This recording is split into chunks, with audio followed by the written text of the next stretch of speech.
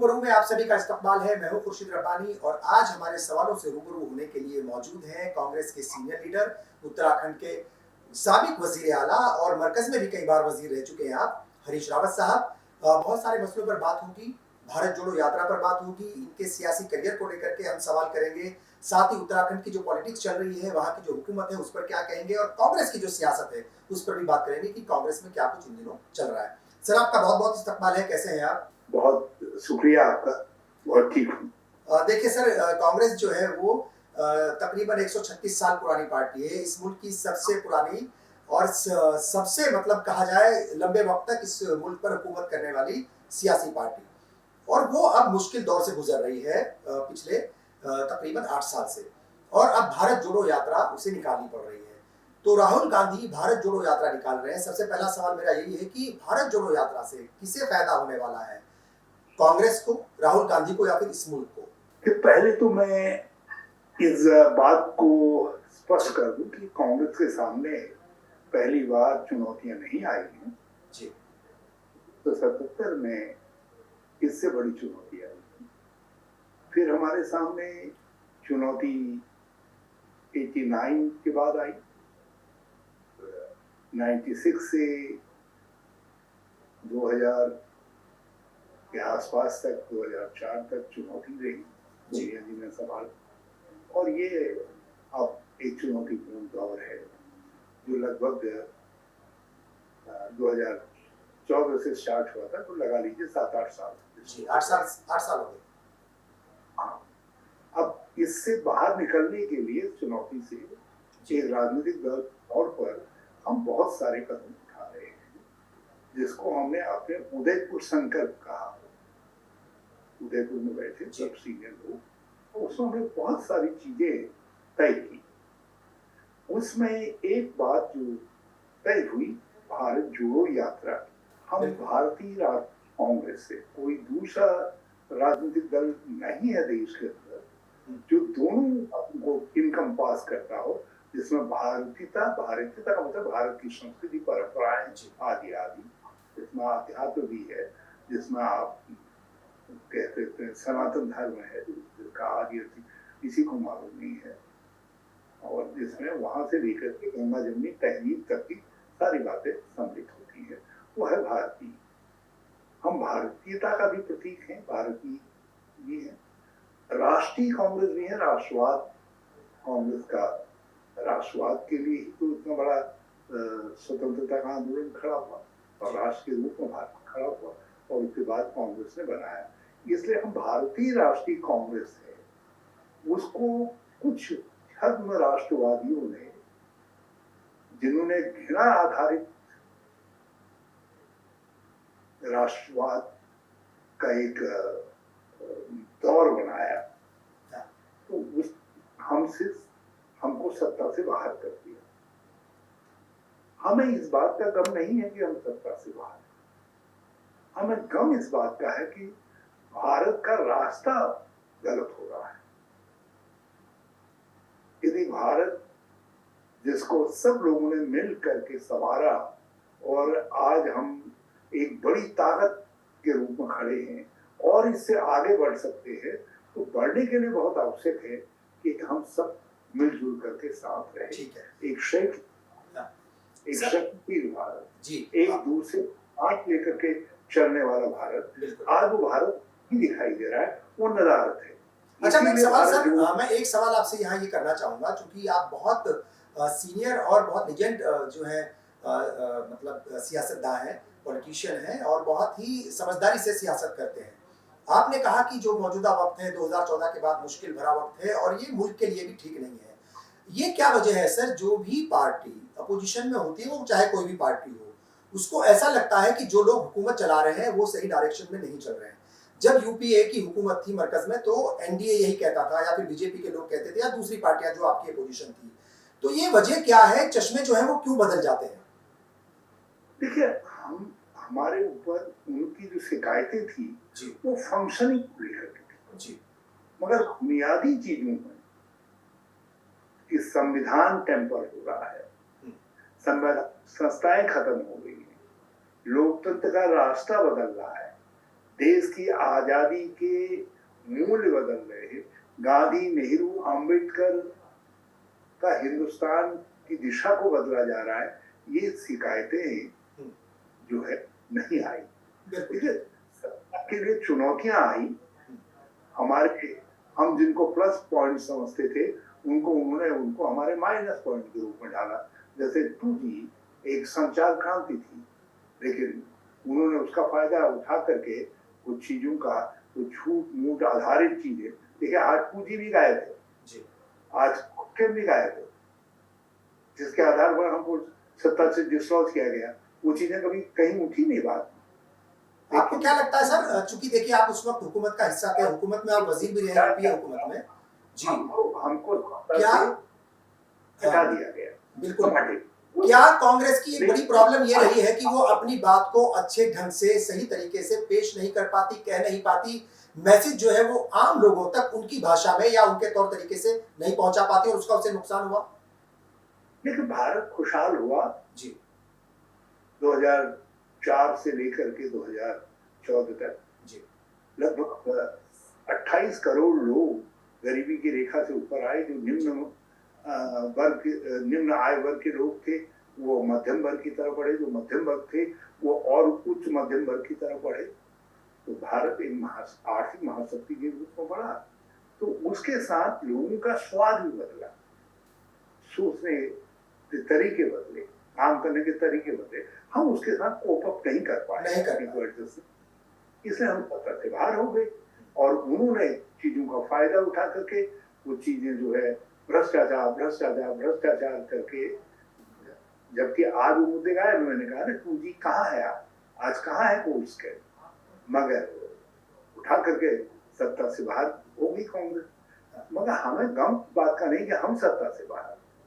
आज जो दिक्कतें हैं वो ये है कि जो बुनियादी रास्ता भारत ने अपनाया था, जो आजादी की लड़ाई का रास्ता था, और आजादी की लड़ाई के बाद जो भारत का रास्ता था, हमारी सामूहिकता का रास्ता था, हम एक प्लूरल सोसाइटी के रूप में खड़े थे, वो सारी चीज आज रास्ते से अलग हटा दी गई है।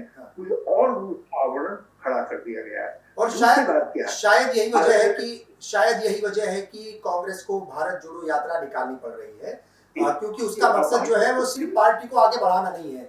मेरा जो सवाल पहला था मैं वापस उसी पर आता हूँ, ये जो भारत जोड़ो यात्रा है इससे किसको ज्यादा फायदा होगा, कांग्रेस को, राहुल गांधी को, या फिर इस मुल्क को? इस मुल्क को सबसे बड़ा फायदा जी, आम आवाम को बहुत फायदा। आम आवाम जो फोकस से हट गया था, गरीबी की, महंगाई की बात ही नहीं हो रही थी। 27 करोड़ लोग फिर गरीबी की रेखा के नीचे चले गए, उन पर किसी का ध्यान नहीं है। पूंजी कुछ हाथों में सिमट करके रह गई है। 1-2% लोगों ने देश की सारी पूंजी पर कब्जा कर दिया है। इतनी तेजी से अरबपति खरबपति हो गए और खरबों के मालिक हो गए कि ऐसा लगता है जैसे देश की पूरी पूंजी 2-3 लोगों के पास है। तो ये सब चीजें जो है, और गरीब अमीर के बीच की खाई, आप और हम सब गरीब होते जा रहे हैं और कुछ लोग मालदार होते जा रहे हैं, ये सारे विषय जो है पृष्ठभूमि में चले गए थे। भारत जोड़ो यात्रा के जरिए राहुल जी इन विषयों को उभार करके लाए ही, ये उभर करके आए हैं। क्या आपको लगता है, बिल्कुल ठीक बात है आपकी, क्या आपको ये भी लगता है कि भारत जोड़ो यात्रा से न सिर्फ ये मुद्दे उभर करके सामने आएंगे, बल्कि राहुल गांधी की जो शख्सियत है, Rahul Gandhi as a politician भी उभर करके सामने आएंगे? क्योंकि बहुत सारे इल्जाम उन पर लगते हैं, या बहुत सारे लोग जो है उनकी मजाक बनाते हैं, अलग अलग उनको नाम देते हैं। तो आपको क्या लगता है कि इंडिविजुअली राहुल गांधी एक अच्छे लीडर बन करके उभरेंगे? देखिए, एक बेरोजगारी इस देश के अंदर सबसे बड़ा मुद्दा है जी। राहुल गांधी की प्रारंभ से इसके खिलाफ है। अर्थव्यवस्था रसातल की तरफ जा रही है। कुछ बुनियादी सवाल है, नोटबंदी से लेकर के जीएसटी से लेकर के बहुत सारे बुनियादी सवाल है, वो सवाल सब पृष्ठभूमि में चले गए थे। राहुल जी जो हमारी नजर में देश के अंदर एकमात्र ऐसे विपक्ष के नेता थे जो मोदी जी की आंखों में आंखें डालकर मुझसे कहते थे यहाँ आप गलत करते हैं, मगर वो सब चीजें प्रचार तंत्र की ओर में खत्म हो जाती। 50,000 लोग लगा करके राहुल गांधी जी की छवि बिगाड़ने में लगा दी गई। अब मीडिया आपके कंट्रोल में नहीं, पार्लियामेंट में बात होती नहीं कि वहां आप कुछ कह सके। और आपके पास रास्ता क्या था? राहुल जी ने सीधे जनता के संपर्क का रास्ता चुना। जनता वो जो इमेज बिगाड़ने की कोशिश की गई थी 50,000 लोग लगा करके, आपने कहा उस इमेज को बेहतर बनाने की भी कोशिश है। मेरा सवाल सर कांग्रेस प्रेसिडेंट इलेक्शंस को लेकर के है, जो इंतखाबात होने वाले हैं अभी पार्टी प्रेसिडेंट ओहदे के लिए, उसको लेकर के बड़ी मजाक बनी पिछले दिनों। कभी खड़गे साहब का नाम आ रहा है, पहले अशोक गहलोत साहब को जो है हो गया कि तैयार हो गए वो, बिल्कुल वही जो है वो पार्टी की तरफ से एक चेहरा होंगे। उधर शशि थरूर सामने आ गए, फिर पता चला कि नहीं, राजस्थान में जो पॉलिटिकल पूरा एक तरीके से जो है वो ड्रामा चला, उसको लेकर के आपको लगा कि ये जो इलेक्शन है कुछ दिन के लिए ऐसा लगा कि हो क्या रहा है? कभी दिग्विजय सिंह सामने आ रहे हैं, कभी मुकुल वासनिक का नाम सामने आ रहा है। 5-6 दिन में शायद आपको भी लगा होगा कि ये क्या मजाक बन करके रह गया है। देखिए, मैं पहले जहां से मैं आपका सवाल उठा था जी, मैं उस पर एक बात को क्लियर कर दूं। हाँ, कि राहुल गांधी जी इस समय लोगों के सामने एक नए स्वरूप में, एक संघर्ष के स्वरूप में, एक संकल्प व्यक्ति के रूप में जो है एक आम आदमी के साथ ऐसे इंटरैक्टिव, जो एक भारत की नेतृत्व की सबसे सहजता होनी चाहिए, उस सहज व्यक्तित्व के रूप में, मतलब एक नए रूप में एक्सप्लोर हो रहे हैं लोगों के सामने राहुल गांधी जी इस भारत जोड़ो यात्रा के माध्यम से। और इससे जो बुनियादी सवाल थे वो उठ रहे हैं, जो सनातन धर्म से लेकर के भारत जिन मूल्यों मान्यताओं के लिए खड़ा था, एक सहिष्णु भारत के निर्माण, गांधीवादी भारत, अम्बेडकर और नेहरू के सिद्धांतों पर चलने वाले भारत के रूप में भारत खड़ा रहेगा, उसकी आशा इस यात्रा से बलवती हुई है। अब जो दूसरा सवाल आपने किया, तो मैं आपसे काउंटर क्वेश्चन करना चाहता हूँ। कांग्रेस के विषय में तो आपने ये सब सुन लिया, अशोक गहलोत जी भी सुन लिए, मुकुल जी भी सुन लिए, मल्लिकार्जुन खड़गे जी भी आ गए, शशि थरूर जी भी आ गए। आप मुझको एक बता दीजिए, नड्डा साहब का एक दूसरा कार्यकाल चल रहा है, आपने कुछ सुना वहां भी कुछ और नामों पर कहीं चर्चा होती है? उससे पहले अमित शाह जी के नाम के आगे आपने कुछ नाम सुने जिन पर चर्चा होती है? गडकरी साहब से पहले या राजनाथ सिंह जी से पहले कभी कोई चर्चा होती है? लेकिन वहां हर 3 साल या 6 साल में चर्चा होती है। कांग्रेस की प्रॉब्लम ये हुई सर कि 1998 के बाद कोई चर्चा नहीं हुई, और ऐसा माना गया जो कांग्रेस प्रेसिडेंट्स के इलेक्शन जो हो रहे हैं ये उस ओहदे के लिए, ये बीजेपी के दबाव में है, क्योंकि वो परिवारवाद को लेकर के लगातार कांग्रेस पर हमलावर हुआ है। और यही वजह है शायद लोग ऐसा कह रहे हैं कि सोनिया गांधी जी ने साफ तौर पर कह दिया कि इस बार गांधी फैमिली का कोई भी आदमी प्रेसिडेंट इलेक्शन के लिए सामने नहीं आएगा। ये उनकी लोग एक अपनी महानता है, मगर कांग्रेस जन क्यों नेहरू गांधी परिवार के पीछे? आप इतिहास देखिए। आप मुझे एक बात बताइए, देश की आजादी के लिए कोई परिवार ऐसा है जो जिसकी 3 पीढ़ियां एक साथ जेल में गई? नैनी जेल में रहे 3 पीढ़ियां एक साथ रही। आजादी के बाद भारत बनाने में नेहरू के योगदान को आप माइनस कर लीजिए तो भारत की कोई सत्ता आपको खड़ी दिखाई देती है? दूसरा, उसके बाद जितनी क्रांतियां हुई, जितने बदलाव भारत में आए, आधुनिक भारत के निर्माण में वो परिवार दिखाई देता है। आप मुझे कोई दूसरा परिवार दिखा दीजिए जिसने ठीक है देश की एकता के लिए अपने प्राण दिए हों। दो एक प्राइम मिनिस्टर चली गई, एक जो है पास्ट प्राइम मिनिस्टर चले गए। बिल्कुल ठीक है।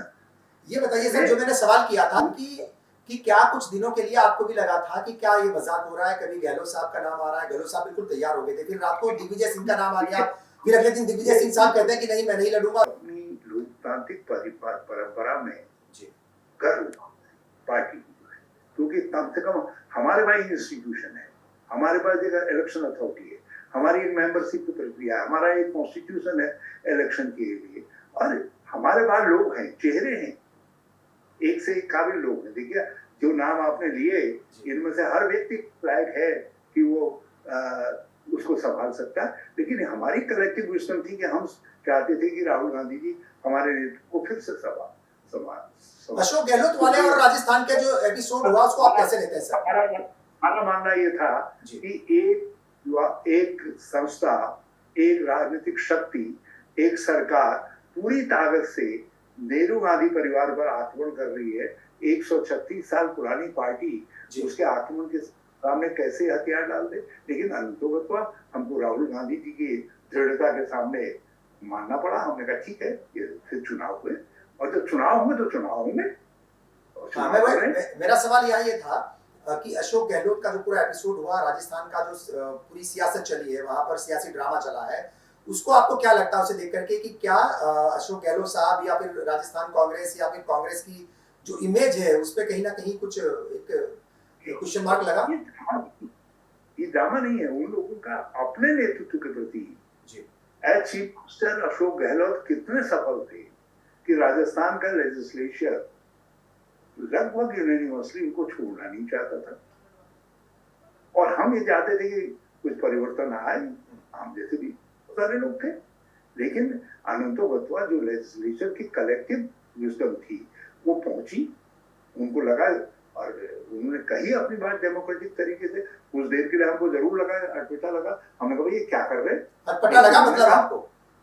उन्होंने कहा कि अटपटा लगा, लेकिन उन्होंने कहा कि हमारी आस्था नेतृत्व में है, पार्टी लीडरशिप जो कुछ तय करेगी हम मानेंगे, लेकिन हमारा व्यू ये अपनी बात पहुंचाई, और हम जो बतवा लीडरशिप ने रास्ता निकाला। उन्होंने कहा ठीक है, लेट अशोक जी। अच्छा, अभी पार्टी के दो लीडर जो हैं वो प्रेसिडेंट इलेक्शन के लिए दो चेहरे सामने हैं। आपकी पसंदीदा जो है शख्सियत कौन सी है? आपके पसंदीदा कैंडिडेट कौन है? मल्लिकार्जुन खड़गे जी पूरी कांग्रेस को रिफ्लेक्ट करते हैं, हमारे कल्चर को रिफ्लेक्ट करते हैं, जिन मूल्यों और मान्यताओं के लिए कांग्रेस खड़ी है उनको रिफ्लेक्ट करते हैं। वो हमारे कांग्रेस का जो संघर्ष है पल पल पार्टी को बिल्ड करने का, उसके अनुशासन के साथ, उसके सब चीजों के साथ, उनकी रवायतों के साथ खड़े हैं। और जो शशि थरूर हैं वो हमारे पार्टी के अंदर जो ब्रिलियंस है, जो विद्वता है, जो ज्ञान है, वो उसको रिफ्लेक्ट करते हैं। और लेकिन जो हम जैसे ग्रासरूट के लोग हैं, हमारे नेचुरल चॉइस जो है, लेकिन मैं उस बात को, मैं कांग्रेस वर्किंग कमेटी का मेंबर भी हूँ, तो इसलिए थोड़ा सा मैं एक अदब के साथ रहते हुए कहना चाहूंगा कि जो कार्यकर्ता की पसंद होगी इस चुनाव में, वो कार्यकर्ता की पसंद जीतेगी। उत्तराखंड की पॉलिटिक्स पर आते हैं। अभी कुछ दिन पहले आपने ट्वीट किया कि अब मैं वो उत्तराखंड छोड़ करके दिल्ली जाना चाहता हूँ। तो उत्तराखंड की सियासत से कैसे मन उब गया आपका? क्यों मन उब गया, क्या वजह रही? मेरा मन हुआ नहीं हुआ, बहुत करता रहा, काम करता रहा, लेकिन मैं करीब करीब 24 आवर्स सर्वेंट हूँ पार्टी का। सोते गाते उठते जागते सब कुछ न कुछ करता रहता हूँ। लेकिन हमारी ये भी है कि नई पीढ़ी आ गया है, हमारी एक नई पीढ़ी आ गई। अब तक हम बैठे रहेंगे, उस नई पीढ़ी को मुझे कुछ हाथ पाँव अपना काम कर घर गुजारिया, कुछ काम करना, कुछ कुव्वत दिखाने का मौका मिलना चाहिए। और मैंने कहा कि मैं जो है दिल्ली की तरफ जब पार्टी पुकारेगी तब मैं हाजिर हो जाऊंगा। लेकिन बाकी, और फिर एक हम सबको एक बात रियलाइज करनी चाहिए कि उम्र भी तो एक फैक्टर है जी। उस फैक्टर का आदर भी तो करना सीखना पड़ेगा। राजनीति के अंदर आप उस फैक्टर का यदि आदर नहीं करेंगे तो पार्टी बिल्कुल बुढ़ऊ पार्टी हो जाएगी। तो हमको जवान पार्टी भी बनानी है, और उदयपुर में हमने संकल्प पारित किया है कि 50% युवा नेतृत्व लाएंगे। तो इसलिए कुल मिलाकर के, इसलिए कैलकुलेटेड तरीके से मैंने वो बात कही। उसमें क्योंकि जब उत्तराखंड में जब असेंबली इलेक्शन हो रहे थे उस वक्त भी आपकी नाराजगी खुल करके सामने आई थी, और फेसबुक के जरिए एक लंबी पोस्ट आपने लिखी थी, और उस वक्त भी आपने कहा था कि मेरा मन जो है वो अब अच्छा नहीं है, मेरा मन नहीं है अब कि मैं एक्टिव पॉलिटिक्स में जो है वो लंबी पारी खेलूं या आगे तक चलूं। उस ट्वीट पर मैं अब भी कायम हूँ। काश मैं थोड़ा सा समय ने कंप्रोमाइजिंग बना दिया। यदि मैं कायम रहता तो आज उत्तराखंड के अंदर कांग्रेस की सरकार होती, क्योंकि परिस्थितियों को मैं देख रहा था कि चीजें ड्रिफ्ट कर रही, चीजें हाथ से निकल रही। लेकिन पार्टी के इंटरेस्ट में तत्काल मुझको ये लगा नहीं, मुझको समेटना चाहिए, और कभी कभी अपनी बात से पीछे हटना पड़ता है। लेकिन आज मुझे तकलीफ है इस बात की कि मैं उस समय अपनी बात से पीछे हटा, और नहीं हटा होता तो कांग्रेस आज उत्तराखंड में सत्ता में होती। वजह क्या है सर, ये गुटबाजी पार्टी के अंदर इतनी क्यों है और ये गुटबाजी खत्म होने का नाम क्यों नहीं लेती? चूंकि देखिए आपने देखा था कि किस तरीके से पंजाब का आपको प्रभारी बनाया गया और मनीष तिवारी ने तो सीधे आपके ऊपर इल्जाम लगाया था कि आप जो है वो एक एक करके एक एक सूबा जो है वो कांग्रेस के हाथ से निकालते जा रहे हैं। तो ये जो गुटबाजी है पार्टी के अंदर वो बहुत ज्यादा है, वजह क्या है और ये खत्म होने का नाम क्यों नहीं लेती? देखिए ये दुखद है जी। और पंजाब में भी हमको कुछ कड़े निर्णय लेने पड़े। पार्टी जिनके हाथ में है, यदि ये लगे कि वो केंद्र की सत्ता के आगे खड़े नहीं हो रहे हैं, उसका कारण सारे पंजाब को मालूम, सबको मालूम। लेजिस्लेचर में एक छटपटाहट थी। मेंबर पार्लियामेंट को तो बाद में इलेक्शन में जाना था, लेकिन जिनको जाना था वो देख रहे थे कि धीरे धीरे जो है हम सरेंडर करते जा रहे हैं। तो अब जिनके हाथ में कमान है, अपने सहयोगियों को तो उन्हीं को संभालना पड़ेगा। परिस्थितियां ऐसी आ गई थी जो बदलाव मांग ही रही थी, बल्कि हमने बदलाव के लिए नहीं कहा, हमने तो मीटिंग बुलाई, हमने कहा भाई इनकी शंकाओं का समाधान करिए, और अगले व्यक्ति जो है मीटिंग में आने के बजाय राजभवन चले गए इस्तीफा देने के लिए। कोई क्या कर सकता है? आप अपनी भूमिका को कैसे देखते हैं सर? पंजाब जो हारी है कांग्रेस, क्या कहीं कोई गलती आपसे भी हुई एज ए प्रभारी? देखिए गलती चयन में नहीं हुई जी। मैं समझता हूँ कि नवजोत सिद्धू जी से की पॉपुलैरिटी हमारे बड़ी भारी एसेट थी, लेकिन नवजोत सिद्धू जी यदि अपनी पॉपुलैरिटी को ठीक से संभाल करके नहीं रख सके तो क्या किया जा सकता है? यदि चीफ मिनिस्टर अपने भाई को निर्दलीय लड़ा देंगे तो क्या संदेश जाएगा? पंजाब में सब्सिक्वेंटली मेरे वहां से हटने के बाद जिस तरीके की घटनाक्रम हुए, जो डेवलपमेंट हुए, उन डेवलपमेंट में पार्टी के सामने इस तरीके की स्थिति को फेस करने के अलावा कोई बात रही नहीं थी। उत्तराखंड की हुकूमत पर जो है वो लगातार आप हमलावर हैं और ट्वीट के जरिए और दूसरे बयानों के जरिए जो है आपकी बात सामने आती है। किस तरीके से आप देख रहे हैं, चूंकि बहुत सारे जो है वहाँ पर घोटाले भी सामने आए हैं, असेंबली में जो भर्तियां हुई थी वो फिर उनको कैंसिल करनी पड़ी, क्या कुछ कहेंगे? क्योंकि दूसरी बार हुकूमत बनी है वहाँ पर पार्टी की लगातार। हम पराजित हुए हैं, भाजपा सत्ता में आई है, उन्हें मुख्यमंत्री चुने हैं, वो केवल भाजपा के मुख्यमंत्री नहीं है, उत्तराखंड के भी मुख्यमंत्री। हम नहीं चाहते कि उत्तराखंड को नुकसान हो, मगर जिस तरीके की संस्थागत फेलियर्स हो रहे हैं, जिस तरीके के चीजें बन रही हैं, डेवलप हो रही हैं, उनसे मैं चिंता। अब हरिद्वार के अंदर जिस प्रकार से लोकतंत्र को समाप्त किया गया है, उससे मैं चिंता हूँ। इसलिए संघर्ष के लिए कदम आगे बढ़ाने पड़ रहे हैं, इसलिए हम लोग अब लेकिन जो भर्तियां थी सर, उस पर तो आपने उसका सपोर्ट किया, आपने कहा कि अगर अपनों की भर्तियां हो रही हैं तो कोई गलत नहीं है इसमें, तो एक तरीके से परिवारवाद को तो आप भी बढ़ावा दे रहे थे। नहीं, मैंने कतई नहीं कहा। मैंने कहा कि दो प्रकार की, एक प्रकार की भर्तियां तो ये हैं जिनमें प्रक्रिया का पालन हुआ है, जी, वो प्रक्रिया थी जो चली आ रही थी विधानसभा में, और उनको अलग रख करके देख लें। लेकिन कुछ भर्तियां ऐसी हैं जिनमें नैतिक बल नहीं है। अब लोगों ने अपने रिश्तेदार नातेदारों को, जो हमारी पहली विधानसभा है उसके तहत, उसमें जो नियुक्तियां हुई, उसमें कुछ मंत्रियों के बिल्कुल सगे, किसी का बेटा, किसी की बेटी, किसी का कुछ, सबको कर दिया, कोई प्रक्रिया का पालन ही नहीं हुआ। तो जो इस तरीके के भर्तियां थी, मैंने कहा उनमें नैतिक बल नहीं है। तो नैतिक बल शब्द के वजन को लोग नहीं समझ पाए, इसलिए कभी कभी लोगों ने मेरे कहे को मिस इंटरप्रेट किया। तो ऐसा मैं कतई, जो चीजें गलत हैं और ये जो गलत मैंने भी की है तो मैं उसको कबूल करता हूँ किन परिस्थितियों में। अब जैसे हमने 150 पदों की स्वीकृति दी, हम चाहते थे भराड़ीसैंण में विधानसभा का सचिवालय जाए, तो उसके लिए जो लोग पहले से थे वो जाने को तैयार नहीं हो रहे थे और चुनाव सर पर था, तो हमने कहा भाई सचिवालय खोलो, नए पद सृजित कर देते, लाओ। तो लाए, प्रस्ताव आया, हमने उसको मंजूरी दी, कैबिनेट से अप्रूवल दिलवाई। अब एक प्रक्रिया का पालन करके उनसे कहा कि आप एक चयन कमेटी बनाइए और उसके जरिए नियुक्तियां करिए। चयन कमेटी में मेरी नियुक्तियां भी हुई, लेकिन उसमें कुछ नियुक्तियां ऐसी हुई जिनका नैतिक बल नहीं था, तो हमने उसको क्लियरली नैतिक बल नहीं। अच्छा ये बताइए सर, चूंकि जैसे मैंने कहा कि सियासत जो है वो कैसे की जाती है, कब की जाती है, और सियासत में कौन कौन सी बातें जो है उनका ख्याल रखा जाता है, तमाम चीज़ों को लेकर के आप आगे बढ़े हैं, यानी जो सियासत का मैदान है उससे बखूबी वाकिफ हैं आप।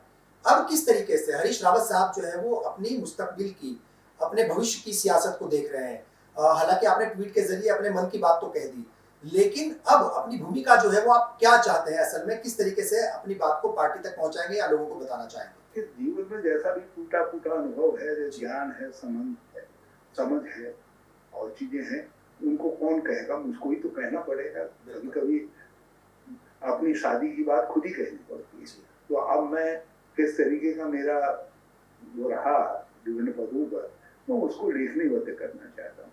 लेकिन अब सक्रिय राजनीति में जिस तरीके का 24 आवर्स वाला हूँ मैं, उससे दोनों काम नहीं हो सकते। इसलिए एक और फिर समय की पुकार है, मैंने कहा राज्य के लिए भी और अपने भी समय का अगर आपको करना चाहिए, अपनी उम्र का आदर करना चाहिए, तो इस हिसाब से क्या वो रहेगा। मगर ये समय ऐसा नहीं है, एक तरफ भारत जोड़ो यात्रा चल रही है और उस समय हम कोई ऐसी बात भी नहीं करना चाहते या कोई चीज ऐसी नहीं करना चाहते जिससे उसके मोमेंटम पर कहीं ध्यान हटे, जरा एक मिनट भी हम ध्यान विचलित नहीं करना चाहते। तो इसलिए हम अपने विषय में जो कुछ भी कहना होगा, जो भी करना होगा, वो 3-4 महीने बाद देखेंगे। और इस समय तो मैं केवल इतना कहना चाहता हूँ, मैंने हमेशा क्रिकेट की भाषा में कहा जाता है stick to your basics. Public life के बेसिक्स है, राजनीति के कुछ बुनियादी चीजें हैं, मैं उन बुनियादी चीजों पर खेलता हूँ। महेंद्र सिंह धोनी हमारे गांव घर के हैं, मैं उनकी तरीके से हेलीकॉप्टर शॉट इजाद नहीं करता हूँ, मैं स्ट्रेट फॉरवर्ड खेलता हूँ। एक आखिरी सवाल ये कि आपकी बेटी जो है वो विधायक हो गई है, हालांकि आप चुनाव हार गए, तो अगर उस हिसाब से देखा जाए तो बेटी जो है वो आहिस्ता आहिस्ता सियासत में आगे बढ़ रही है। अभी तक के उनके कामकाज से, अभी तक की उनकी सियासत से जो है आप कितना मुतमईन है? अगर उन्हें कोई पैगाम देना चाहेंगे, यहाँ जाहिर है रोज आप उनसे बात करते होंगे, मिलते होंगे, तो उनको बताते होंगे सियासत की बारीकियां, लेकिन हमारे जरिए अगर उन तक कोई और पैगाम बताना चाहेंगे या उन तक पहुंचाना चाहेंगे तो वो क्या होगा और कैसे जो है उनको मार्क्स देंगे अभी तक के? तो अपनी चिंता शेयर करना चाहता हूँ जी। पहली बात यह है कि जिसने 16 दिन सोई ना हो, ठीक से खाया ना हो, तो बच गई। चलिए, चुनाव जीतना भी बात के लिए, चुनाव जीतना है मेरे उतना महत्वपूर्ण नहीं है जितने बच्चे का रहना है। और इस समय भी जिस तरीके से जुनून में वो काम करती है वो अच्छा भी लगता है, लेकिन चिंता भी होती है। देखो, उसका परिवार है, बच्चा है, उसके प्रति जिम्मेदारियां हैं, और मैं ये चाहता हूँ कि उसकी सेहत भी ठीक रहे, वो अपने को, मगर वो जिस प्रकार से काम कर रही है, यानी आपके नक्शे कदम पर सियासत में वो भी आगे बढ़ रही है। सर, हमसे बात की, बहुत बहुत शुक्रिया आपका, बहुत बहुत शुक्रिया। मैं नहीं चाहूंगा ऐसे नक्शे कदम पर वो बढ़े, कुछ संतुलन रखे, ये मैं चाहता हूँ। बहुत बहुत शुक्रिया सर, बहुत बहुत शुक्रिया।